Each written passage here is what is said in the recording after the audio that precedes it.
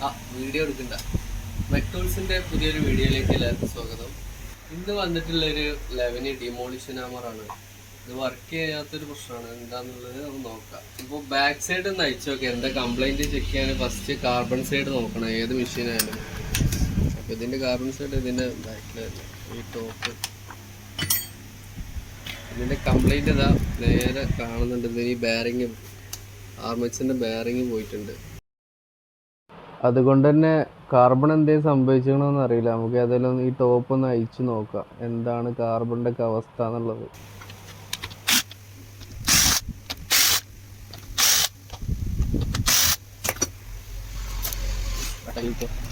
നല്ല ടച്ചാണ്. വേറെ കംപ്ലൈൻ്റ് ആകുന്നു. പിന്നെ ചൂടായി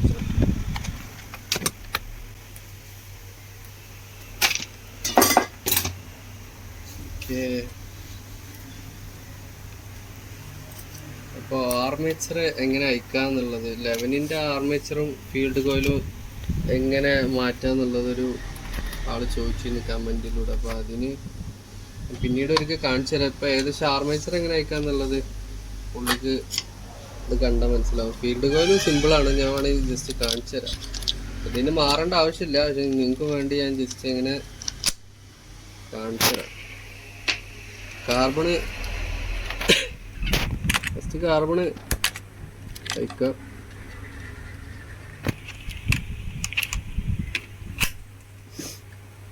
കാർബണ് കംപ്ലൈന്റ് ഇല്ല കേട്ടോ. എന്തുകൊണ്ട് ഫീൽഡ് കോയിലിന്റെ കണക്ഷനാണ് ഇത്, രണ്ടെണ്ണം ഉണ്ടാവും, അത് അയക്കുന്നുണ്ട്.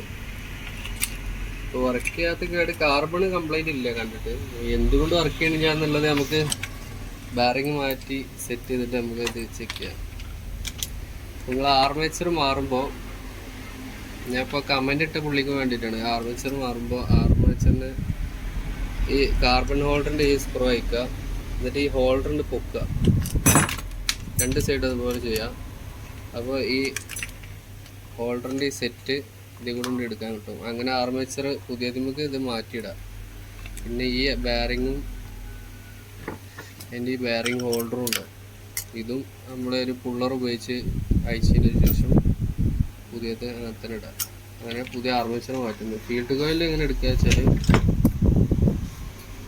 സിമ്പിളാണ് ഇതിൻ്റെ ഫീൽഡ് കോയിൽ മാറ്റാൻ.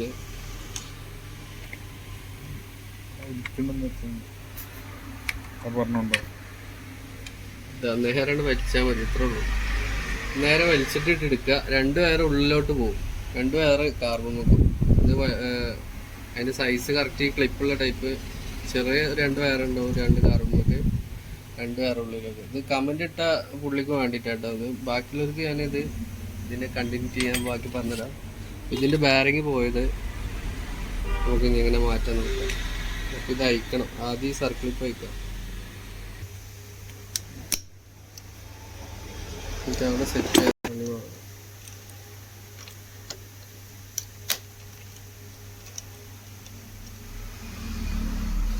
ഈ പുള്ളർ ഉപയോഗിച്ചിട്ട് ഇതൊന്ന് അരിച്ചെടുക്കുക.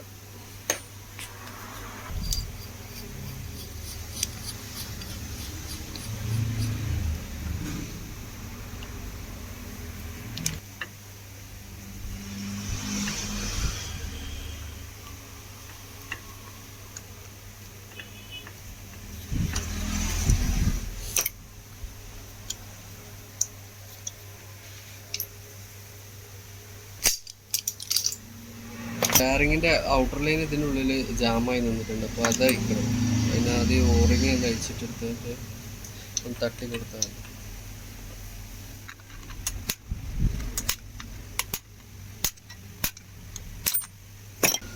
അറുപത്തിരണ്ട് 00 ഇതിൻ്റെ ബെയറിങ് നമ്പർ വരുന്നത്.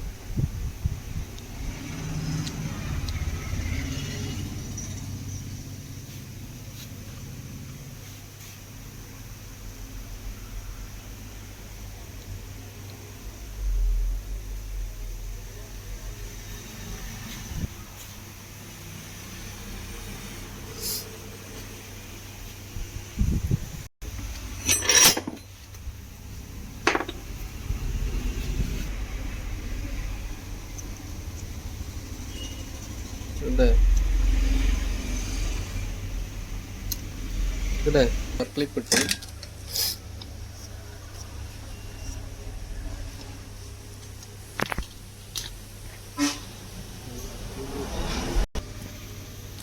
പലർക്കുള്ള ഡൗട്ടാണ് ഈ ഹോൾഡർമ എന്തിനാ ഇങ്ങനെ ഒരു സൂന കൊടുത്തിട്ടുള്ളത്. ഇതെന്തിനാ വെച്ചാൽ ഈ സ്വിച്ചുമേക്കുള്ള ഒരു കോണ്ടാക്റ്റ് ആണ്. നമ്മൾ കാർബൺ തീരാറായാൽ അതുപോലെ ലൈറ്റ് കത്തും. ഇവിടെ ഒരു ലൈറ്റിനുള്ള ഓപ്ഷൻ കിട്ടുന്നു.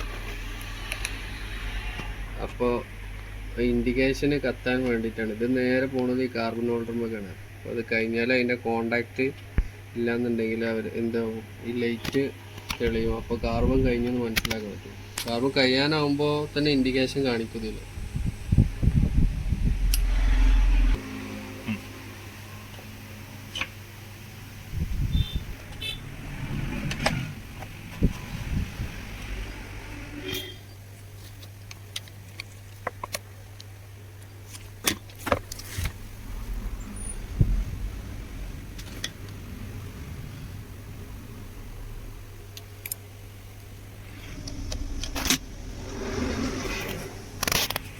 കാർബൺ ഇടാം.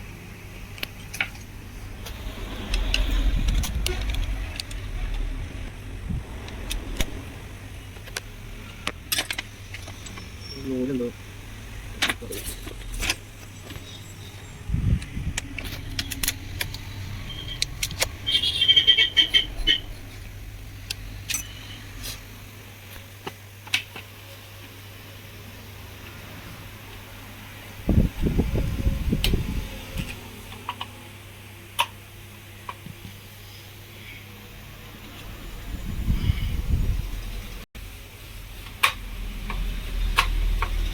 Okay, okay.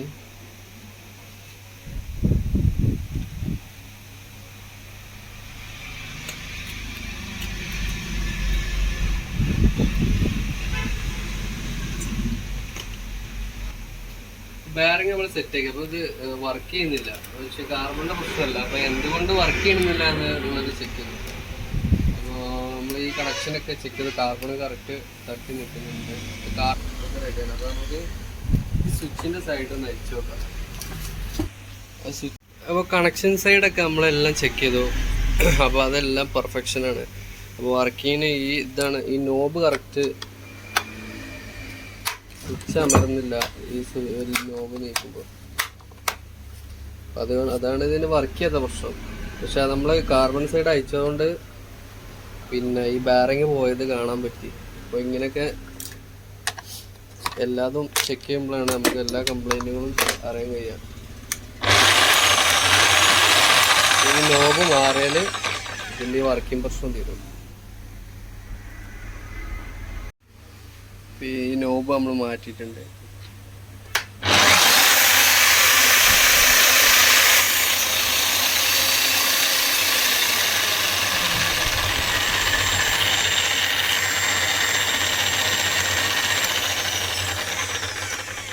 അപ്പോൾ ഇതുപോലുള്ള വീഡിയോസിനായി നമ്മുടെ ചാനൽ സബ്സ്ക്രൈബ് ചെയ്യുക, നിങ്ങളെ കൂട്ടുകാരിലേക്ക് എത്തിച്ചു കൊടുക്കുക. അപ്പോൾ ശരി, ബൈ ബൈ.